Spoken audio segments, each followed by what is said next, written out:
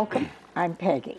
Now, if you watch the Peggy Denny Show very often, you're going to say, well, there she goes again. But I have to, in my heart, bring before you what is a serious thing.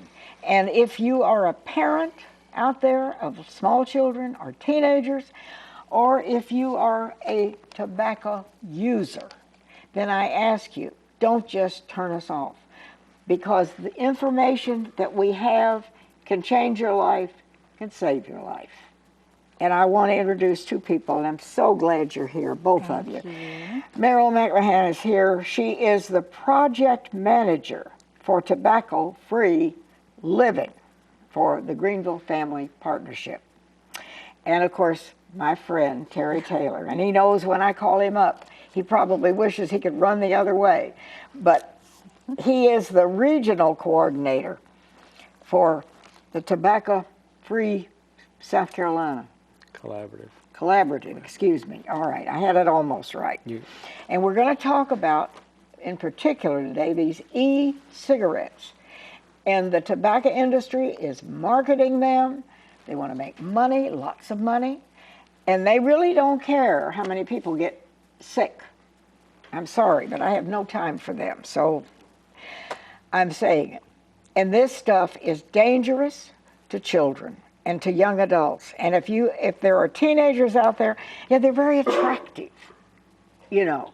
And they come in all kinds of flavors, bubble gum and watermelon and all the good stuff. All the good things. And they say they're not meant for children. Well, I don't know very many adults who want bubble gum cigarettes. No, and I've done a little research to see that one of the top selling flavors is Skittles. Skittles, now, yeah. My grandchildren loved Skittles. We used to go out and take them to a special restaurant because they wanted the Skittles that the restaurant gave after you ate your meal. So believe me, tell me, hold this up and explain for those of us who don't know what exactly this is, and show it and what you have to do and how much it is. Well, it comes in a lot of forms that pretty much all look the same. They resemble a cigarette. They have a heater, and then they have a... Well, wait a minute. Hold this thing up first. Okay. That's what you have to plug in the wall to charge it up, right? Right. It is battery charged, so there's the mechanism to charge it. And that's the cigarette. And this is the part you're charging. It's the battery and the heater is in there. So what you're doing is you're heating a liquid that's contained in these capsules. And you simply screw it on the end there. And they're the ones that come in different flavors. You can inhale it and you get the flavor. It has nicotine in it. It has a lot of other chemicals. Probably one of the most prevalent ones is ethylene glycol, which is more commonly known as antifreeze. So they've found trace amounts of that in there. You can buy, as you said, a lot of different flavors. And to your point that you were making earlier, and Meryl's point, the flavors are targeting children. And Meryl has done a lot of research on what the most popular flavors are. They certainly aren't marketing these to adults. No, but the industry says this is for adults only. And the age is what, 18? That's correct. 18. And if you're over 18, this is all fine. If you're under 18, it's illegal. Am I right? You're correct. Okay. All right. And they've had cases of toddlers who've gotten a hold of some of this stuff and licked it and ended up in the hospital. These, some of the versions now, actually you don't buy capsules, you buy bottles, vials of the liquid. And that's what they've gotten. They've licked it. They can break them open, they'll Or drink Take it. a sip of it. Yeah. Like As you Kool-Aid. know, up to 3, 4-year-olds will put just about everything they find in their Sure. mouth. I have a granddaughter who loves to eat toothpaste, and that's not a good idea either. But she loves the flavor. It may be bubblegum flavored toothpaste. All right. Now, Terry, before we get into some of the research that you've done, is there a law against, in other words, if we go out, suppose we say, well, we're going to dress up and go out and spend a little extra money and have a nice dinner and sit and talk with friends or something. Do we have to put up with this kind of stuff in a restaurant? It's quite possible because when a lot of these local smoke-free ordinances were being designed and written, these were not a factor. These were not even on the radar 6, 7 years ago. Many of the ordinances did not include these. Some have. So it depends on where you are. Actually, does that town have an ordinance, and does it include electronic cigarettes? And when somebody smokes a cigarette, you smell it. I mean, if you're sitting in a room, you know. Do these things emit an odor also? Not very much. It's very faint because it is water vapor, which dissipates, goes away much quicker than cigarette smoke. Cigarette smoke hangs around. It gets on your clothing. You know, we were talking about, I got a library book last night and it smells like tobacco. These will not necessarily leave an odor, or you may not smell them. And that's the problem. But the water vapor does contain nicotine. It does contain ethylene glycol. It does contain the other chemicals. They're putting that into their system. And if you happen to be sitting around, right, you know, you're going to take it too, whether you want it or not. Yeah. It's quite possible. Now, before we do anything else, let's talk about money. How much? Now, you said you bought that one in the case for $6 at Walgreens. I bought this at a drugstore, you know, where we go get healthy things. Yeah. Of all things, there's and these that's are there. about $6. This is $6. It would probably last the user about 2 weeks. Now, can they sell that to a young person? Oh yeah, they absolutely can. Well, It's possible. It is possible. They are required to card to make sure the child is 18 or over. The problem with a lot of these is that you can buy them on the internet because they are not regulated. And throughout my research, every website that I went to that was an e-cigarette affiliated website, the screen comes up and says, "Are you 18 or over? Yes or no?" And if I would hit no, they'd take me to a search page. If I hit yes, they didn't ask me for a birth date to even, you know, stumble me up a little bit. It just took me straight with the ability. If I were 17 and had access to mom's credit card, then I could buy anything I wanted to. Yeah. So. Okay. Now, if you the $6 item we've shown. Now, you've got this black case here. Now, tell us what's in that and how much. Well, it costs. this was the package that all of this paraphernalia came in, and very nicely packaged. Got some sample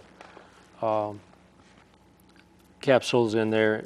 Ironically, it does have a warning page in there too about what be very does it careful. say? Well, of all things, it says don't inhale these, which doesn't make a lot of sense.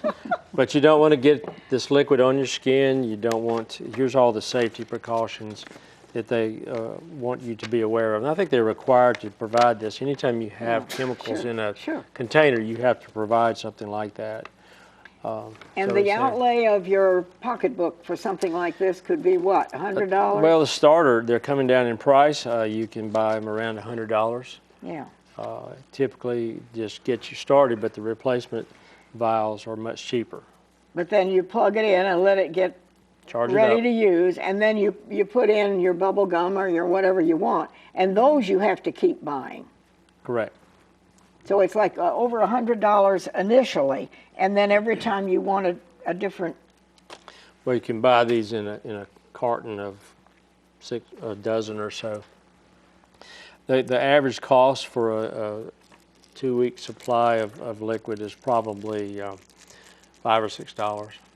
So it's cheaper than your actual cigarettes that people have been smoking for years. After the initial investment, it is cheaper to use over a long period of time. And what about kids? They're getting access to this. This is supposed to be marketed only to people 18 and over.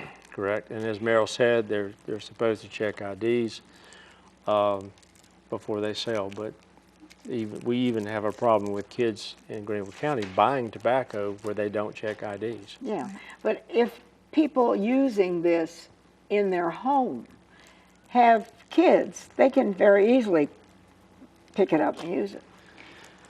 Well, it's like anything else. You let the adult approved substances, whether it's alcohol or the presence of any risky device, should be not be left out, but they are. And there have been cases. We've seen a spike in the number of cases of poisonings with children that are breaking these vials and ingesting this, or maybe even swallowing these things with nicotine. And nicotine is a poison. Yeah. Okay, now you've been doing some investigation on your own. I have. And you brought some, could you show us and tell us about that? Absolutely.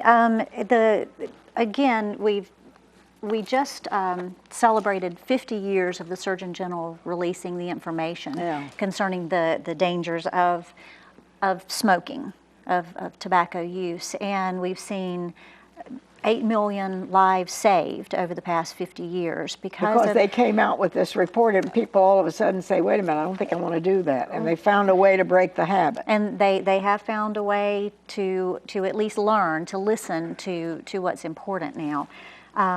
It's unfortunate, though, 10% of smokers still do not equate smoking with health issues. So we still have quite a bit of education to get out there and do.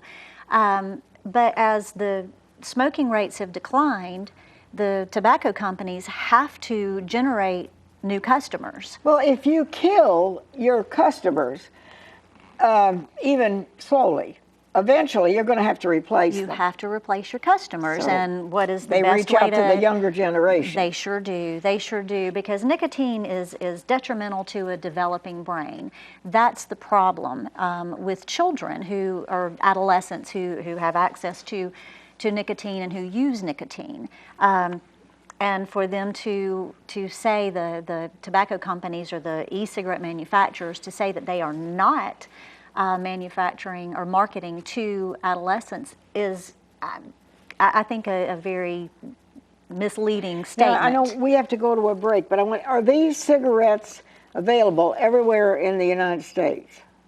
They are. Now, and do we know about foreign countries? Are they marketing? I know they're trying to enslave third world countries with their cigarettes and stuff. I know that. They began by the major producer of these in the beginning was China. You could only buy them on the internet. They were not domestically available like they are becoming now, because the domestic tobacco companies are getting involved.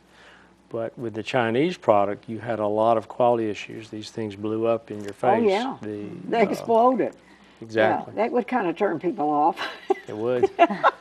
Okay, we're going to go to a quick break and come back, and then Meryl has more information to share with us. So we also have a website. Stay with us.